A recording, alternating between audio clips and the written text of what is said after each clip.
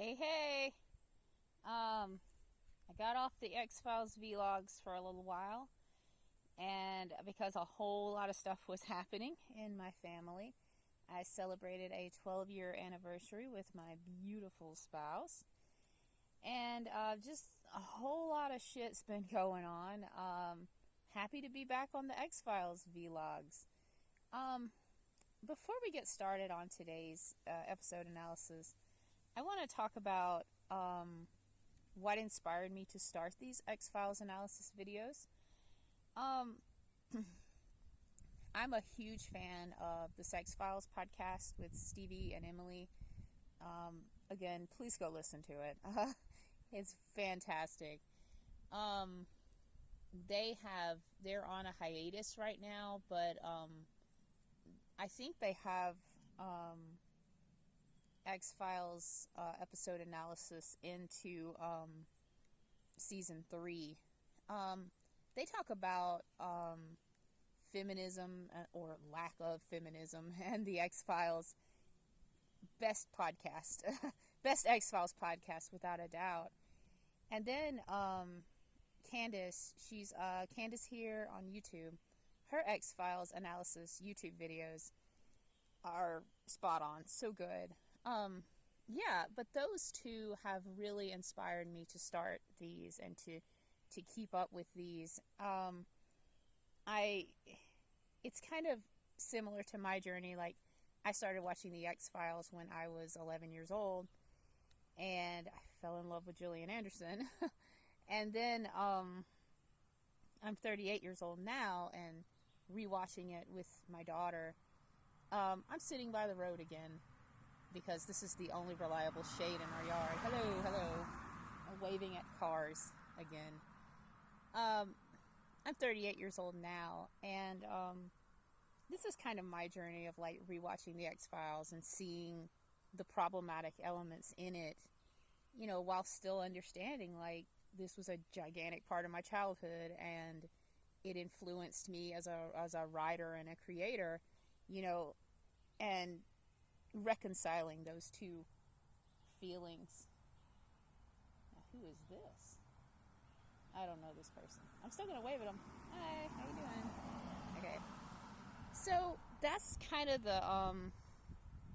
like a disclaimer I want to put out there before this episode starts, because today I'm still working on my X-Files analysis of Revelations, which is my favorite X-Files episode. It's a season 3 episode. I really wanted to do it today. I'm still ironing some stuff out. Oh, there's the osprey. We have an osprey who's kind of taken up residence over our house. She's very pretty. And I still want to do that. It's going to be a 2-parter video because Revelations is my favorite episode of the X-Files and I have a shit ton to say about it. And I didn't have everything ready for today because I had to do a lot of stuff, IRL stuff yesterday. So today we are going to talk about another one of my favorite X-Files episodes, top 5 easily, and that is the season 8 episode Roadrunners. If you're an X-Files fan, you know about this episode. It's also AKA the episode where Dana Skully wears a awesome hot tank top, which is the reason I loved it when I was 15 years old. But it has a lot more going for it too, not just Dana Skully and her awesome tank top, which is reason enough to watch it. Oh man, the flies out here are terrible. Which is reason enough to watch this episode. Okay, season 8 of the X-Files saw the departure of Mulder and therefore David Duchovny. He would come back, the actor and the character, in late season 8. And this makes a lot of X-Files fans hate season 8 and hate a particular character in season 8. And we're going to talk about why in a little bit. But to catch you up, if you've never watched the X-Files, I guess, spoilers ahead, might want to stop the video. At the beginning of season 8, Mulder has gone on a staycation. Or as my 6-year-old daughter would say, he went out to get some milk. which is absolutely what Dana Skully tells little William, her baby, when he's born, I'm sure. Fox Mulder, best deadbeat dad.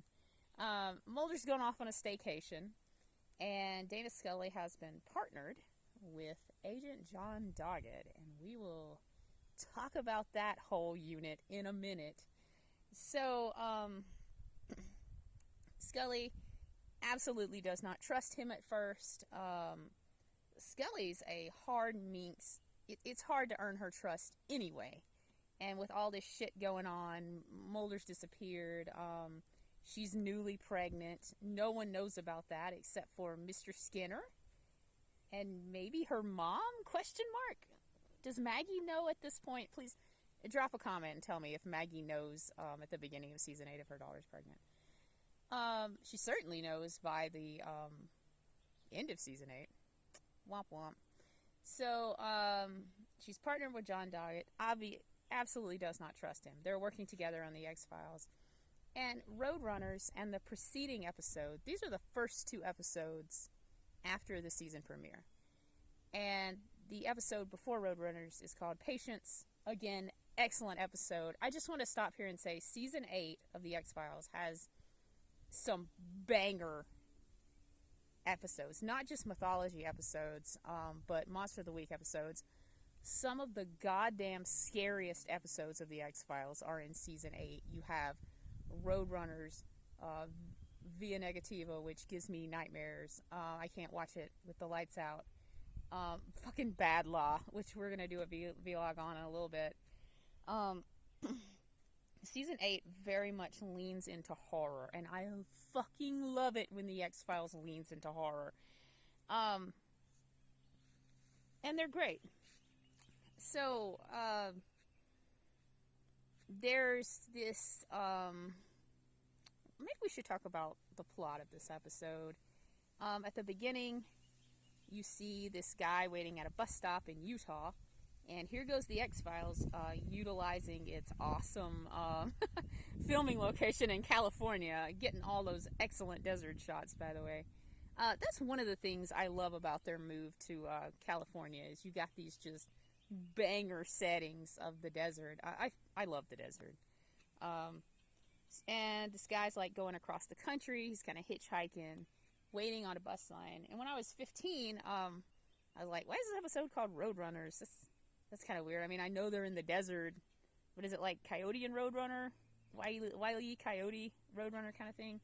It's not. The bus line is called Roadrunners. It's like literally right there on the sign. And 38-year-old me was like, oh yeah, that's why it's called Roadrunners. My baby goat is yelling her goddamn head off. She is a turd, but I love her. So, guy's waiting, bus pulls up, and he comes in. He is a tool to the bus driver.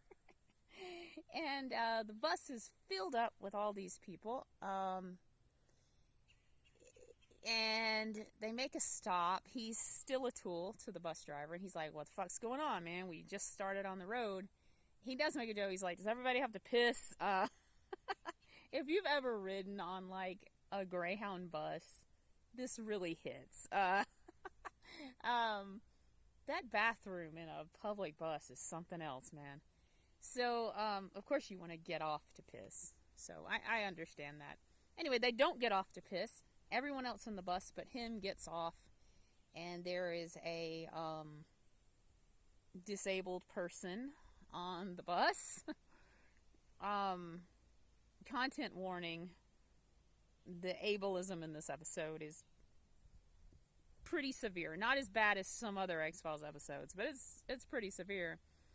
And the people all get rocks, and they stone this disabled man to death. And the guy going cross country is like, oh fuck, not good. And then you see them turn and kind of close in on him. Womp womp, not good. And then you see, after the cold opening and the credits, you see Skully. She's in a phone booth in godforsaken somewhere Utah. And she's calling John Doggett. And he's like, hey, let me come out there and join you. And she's like, I don't think so, man. I don't trust you yet. And this will kind of set the tone for this episode and the episode before it, Patience, where it's like Dana Skully and John Doggett are kind of feeling things out. They're sussing each other out, sizing each other up. They're like, can I trust you? There comes a transfer truck. Hello. Hi. I think I'm becoming that weird old person who like sits out in their front yard and like waves to trucks. Like if you've ever been to the South, every small town in the South has that person who like sits in their front yard and waves to trucks and cars. I mean, it's something about the South. I don't know. We love to do that. So, they don't trust each other. And this episode and the episode preceding it, you'll kind of see that ice start to melt. Because when they come to trust one another and work together, I believe John Doggett and Dana Skully have the best friendship and camaraderie in the X-Files. And listen, I love MSR. You love MSR, apparently, if you're watching this. But when I grew up and saw the problematic behaviors of Mulder, it really puts a fly in the ointment of MSR. Because you see that Mulder is a shitty partner. And when Skully gets a partner like John Doggett, who's competent, dependable, fucking punctual, you know, you really start to see what a shitty partner Mulder was for her. And look, Mulder stands. I'm sorry, but I'm also not sorry. He's a shitty FBI partner. I don't know how else to say it. He's a shitty FBI partner. So, anyway, Skully's like, nah, don't come out here, bro. Just enjoy your weekend. Eat some waffles or something. She doesn't say that, but, you know, that's what she means. And John Doggett's like, okay, that sounds really weird. And, Skully comes upon, this... It's not a town. It's more like a commune in Utah. And she meets this guy, and he finds out she's a medical doctor because his hand's like cut up. And she's like, oh, you need to, you know, take care of that. And he's like, oh, you're a doctor. And he put sugar in her gas tank. And or maybe he puts water in her gas tank. I can't remember. Anyway, he fucks up her car. Her car breaks down. She comes back. She's like, what the fuck is going on? And he's like, oh no, I didn't mean for that to happen. Wink, wink. Sus as hell. And he's like, guess you're gonna have to stay here. He directs her to a very creepy boarding house run by a very creepy old man. And wouldn't you know it, it's a cult. So, I gotta go on this anecdote. I was raised Southern conservative evangelical. And the cult in this episode is very reminiscent of the religious fanaticism I encountered when I was a kid, growing up in a Southern conservative evangelical church environment. When I was a kid, my parents and the people in our social circle, which were all Southern evangelicals, were like, gotta watch out for cults, gotta watch out for cults, gotta watch out for Heaven's Gate, Jonestown, Waco, gotta watch out for cults. And I grew up and I was like, bruh, the cult was here all along. Because in the environment I was raised, it was a cult mentality. Like, I see that so clearly now that I'm 38. Things like the things that were preached to us every Sunday was like, don't marry outside of Southern Evangelical faith. You can't have friends outside of Southern Evangelical faith. Just policing the kind of cartoons that kids watched. We couldn't listen to rock and roll music. We couldn't watch shows like The Simpsons or South Park. And of course, me and my brother snuck around and did all that stuff. But I very much see that now. Like, it was a cult. It was a very culty environment. And this cult there's something about it. I cannot put my finger on it. It is so much like that environment I grew up in. The cult members are scary as fuck. They're scarier than the monster in this Monster of the Week episode, which is saying a lot. The old man who runs the boarding house, there's something about it when villains just are soft-spoken and calm and chill. And he's like, oh, I think I remember that happening. Or, oh no, the phone line's down. He's so gentle sounding. It makes it 20 times scarier. It just adds to the very ominous atmosphere of this episode. The woman who tends to the sick man, again, I can't put my finger on it. She's scary as hell. And there's a scene later on in the episode that lives in my nightmares. Season 8 episodes, man. I gotta say, season 4 episode Home is the only one that comes close to this aura of just horror this episode leans into. So anyway, Skully's like, I guess I gotta stay at this boarding house, but she has these people's numbers. She's like, I know this is a cult. So the people get her and take her to see this sick man.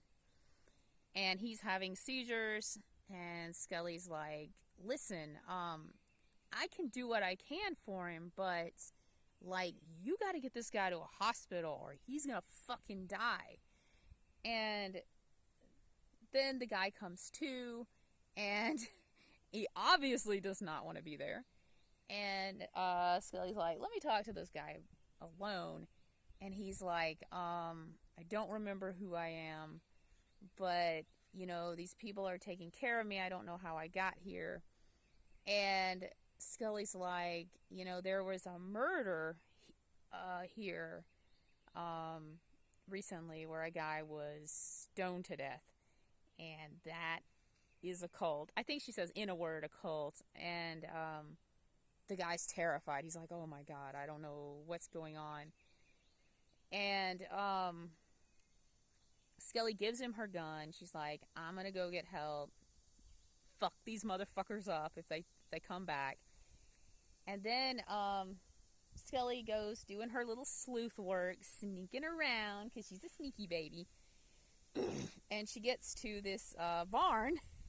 I got like a hanger. And finds the bus from the Roadrunners bus from the beginning of the episode. Little 15-year-old Anastasia. Why is the episode called Roadrunners? Anyway, I was an idiot child, whatever. So she gets there. She's like, busted these motherfuckers. And wouldn't you know it, the sick man comes in and with the rest of the cult behind him, and he's like, gotcha, bitch. So, take it back a little bit. Skully, before the betrayal, Skully sees like this worm thing crawling around under this man's skin.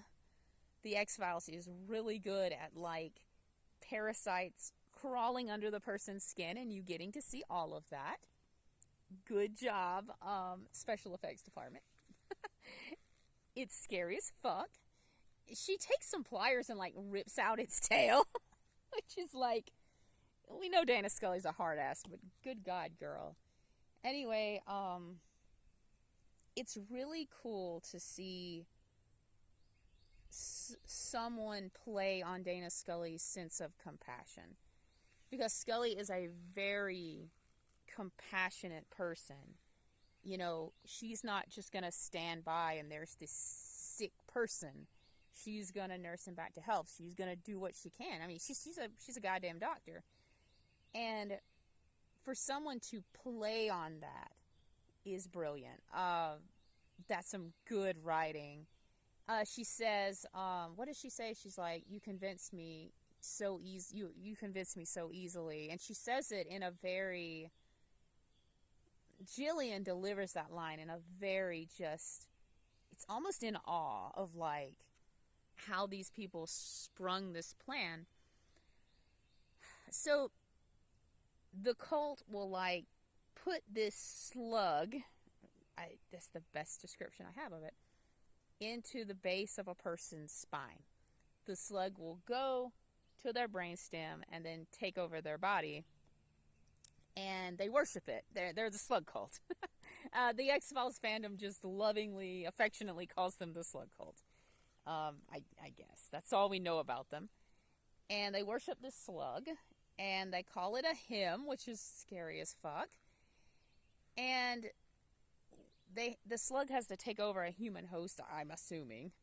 And when it does, the human host becomes like they actually call it like the tabernacle.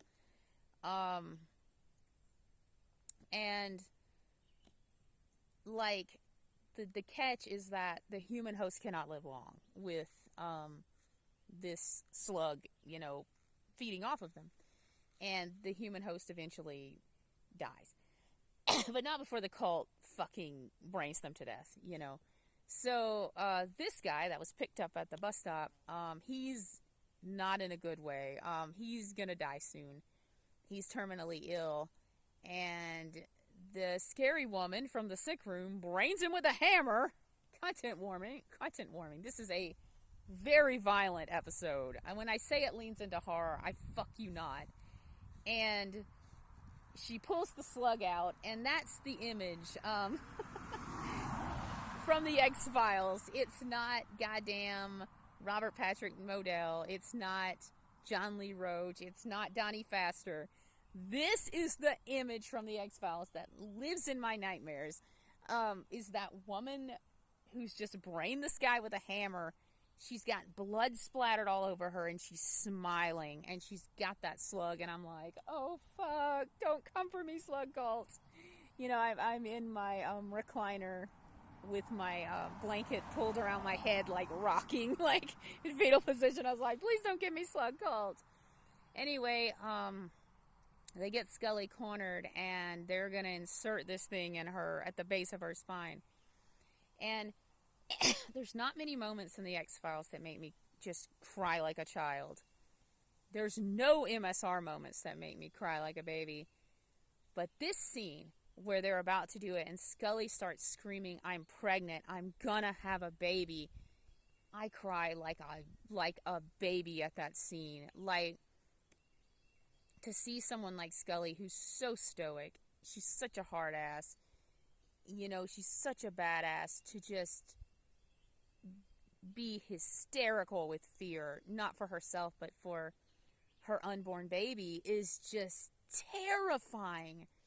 It is so scary, and it makes me cry every time. So they do, which fucks me up. Like, when I first watched this when I was 15, I was like, oh, Doggett's gonna swoop in and save her, like, before they put this in. Nope. He's not. So, they have Skully tied up to a bed in a tank top, and out of context, it makes me pretty horny. So, Jillian was working out in this episode. Holy smokes, that girl's got muscles. I want you to tie me to a bed, Jillian. So, I'm sorry, I'm unhinged today. So, the creepy old man from the boarding house is like telling her, like, this is going to be great for you. You're the tabernacle of this being. He calls it a hymn. Skully's screaming at this motherfucker. She says, you call that thing a hymn? It's so good. Jillian is flexing all the way to the bank in this episode. I know I praise Jillian every time, but holy shit. So, one thing I noticed is these people refer to her as a vessel, as a tabernacle. Again, you can take this as a metaphor for whatever you want. I don't think the writers intended it that way.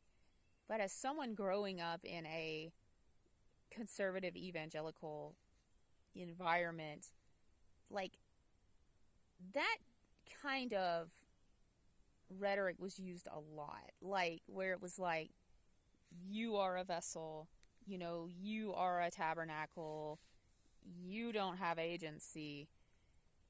And it really hit home. This is extremely relevant right now. It's like the quote pro-life movement. It's not pro-life. It's pro forcing women to give birth. How they very much regard women as vessels for the unborn, like their lives don't matter. Again, like in the conservative evangelical environment I grew up in, like, women were vessels.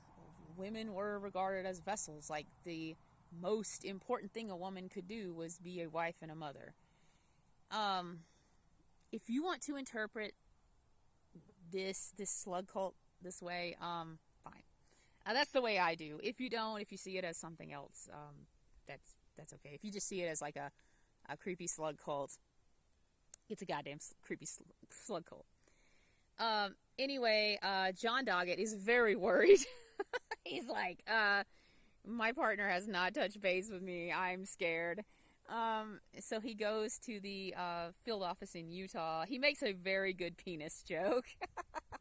He's sussing out the place where Skully disappeared, and he says to one of the other agents, he's like, he had something in his pocket, and I don't mean he was happy to see me. And then he has this little smirk, like he's so proud of his penis joke. Like, there's a reason John Doggett and Dana Skully eventually become good buds, and it's because they both like dick jokes, okay? And dick jokes are funny, so, I mean, I get it. So, John Doggett's like, something's up. I gotta go save my girl. And, Skully's in the bedroom. She's gagged. She's trying to call out. She can hear him talking outside. Another one of my anxiety dreams, when you're trapped and you hear a loved one, like, talking just outside and they don't know you're there. And she knocks over a lamp. She sets the room on fire, and John Doggett's like, okay, it's time to fucking go. And this has turned into the John Doggett appreciation vlog. I said before, like, a lot of people hate season 8, and they hate John Doggett because they see him as a replacement for Mulder. That's not true. John Doggett is just, he's significantly different personality-wise, and the direction of his character is completely different from Mulder. He's absolutely not a replacement for Mulder. And to just write off John Doggett, who's a great character in my opinion, and to just write off season 8, which has some of the best episodes in the series, is dumb. Just because fans are bitter about Mulder leaving. And it could be because I'm not the biggest Mulder fan in the world, which is probably the reason why. Or it could be because I really like John Doggett. He's a good dude. But I gotta say something for John Doggett. Homeboy is a whole unit. Like, when shit goes down, he's like, okay, this is his entire personality. He's like, this is some weird shit going on, but I'm gonna do what I can and kick some ass. And that's what he does. And you know, at this point in the show, with Skully losing Mulder and being newly pregnant, this is what she needed. She didn't need another man-child to babysit, which is what she was doing with Mulder. Every time in season 8, like, John Doggett has her back, you know, or he's being dependable, or he's just being a good FBI partner, she always seems surprised. She's like, oh yeah, this is what FBI partners do. Because Mulder was always running off. He was never telling her where he was going. He was always getting himself into danger and leaving her to pick up the pieces and figure shit out. And this is the first time Skully has had an FBI partner that's like not doing that. He's being dependable. And look, Mulder stands. I'm sorry. Again, I'll say it. Mulder was a shitty FBI partner. And when he's put up next to John Doggett, it's like night and day. It's like Skully loves Mulder. John Doggett's the better FBI partner, okay? It's just, that's just the truth, okay? So,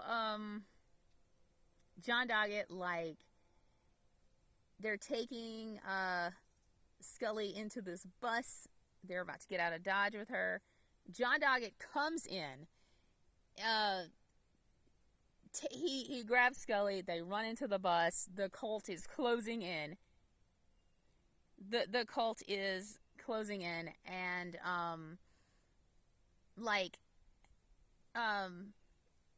she's like, you gotta pull this thing out of me. You gotta pull this thing out of me, Dog Man. And Dog Man's like, okay, guess this is happening.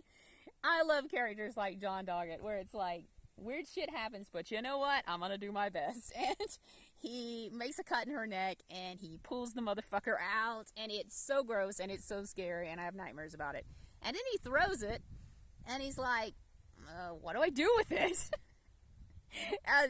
Robert Patrick, excellent acting, my guy. He throws it, he shoots it. John Doggett shoots the motherfucker, and the cult comes in, and another really scary scene where they're just like, not angry, they're devastated. They're standing around this thing that they've worshipped that's responsible for probably multiple people's deaths, and they're just like, you killed it. It's gone. It's gone. They're all just like that, and Doggett's like, we don't have time for this shit. He grabs Skully, and he carries her off, and it's pretty erotic. I'm not gonna lie. Sorry, MSR fans. It's pretty fucking erotic. So then, like, you see, like, the kind of coda scene where Skully's in the hospital, and she's getting out, and she's like, I'm sorry I did that to you, man. I'm sorry I stood you up. And she's like, I screwed up. And he's like, yeah, you did screw up. And a lot of people criticize this as, like, Doggett not respecting her. But I think Guy is relatable. She ran off. She got herself in danger. He didn't know where the fuck she was. And he had to come in and pick up the pieces. And I think in that moment, Skully's like, oh my God, that's exactly what Mulder did to me. That's exactly how Mulder made me feel.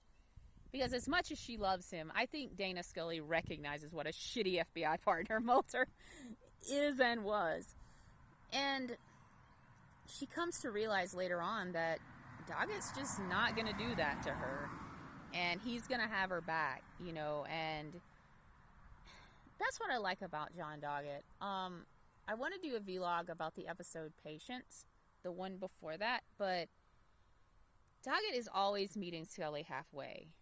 In the episode Patience, he's like, I came in here, I read all these X-Files over the weekend.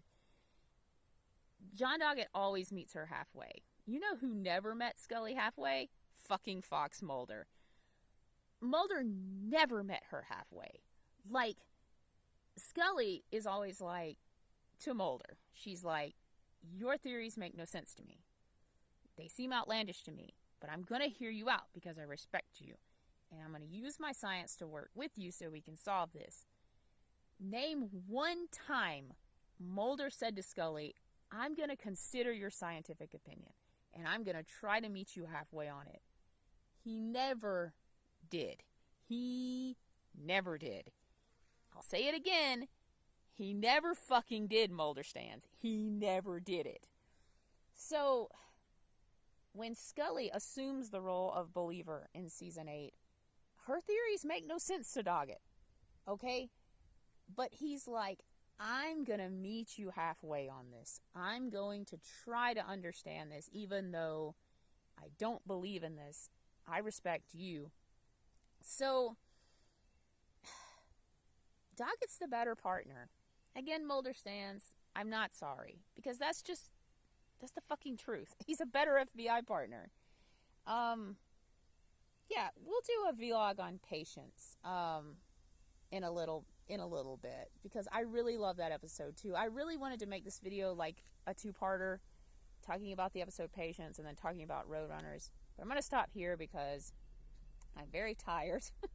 I've had a lot going on and I really want to take a nap. So join me next time, hopefully for my Revelations vlog two-parter.